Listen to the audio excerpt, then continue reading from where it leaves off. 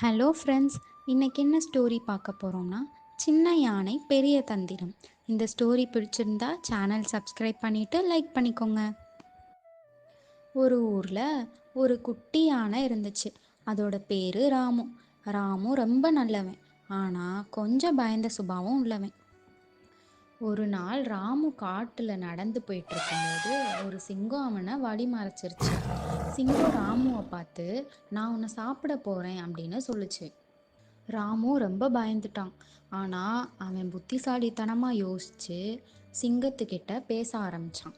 சிங்கமே, நீ என்னை சாப்பிட்டா உனக்கு என்ன கிடைக்கும்? நான் ரொம்ப சின்னவன், ஆனால் என் நண்பர்கள் நிறையா பேர் இருக்காங்க.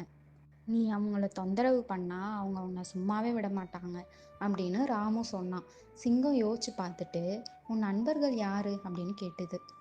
ராமு உடனே ஒரு பெரிய மரத்தை காட்டி, அதுவும் அந்த மரத்தில் இருக்கிற எலிகள் தான் என் நண்பர்கள், அவங்க உன்னை கடிச்சு துரத்திடுவாங்க அப்படின்னு சொன்னான். சிங்கம் எலிகளை பார்த்து பயந்து போச்சு.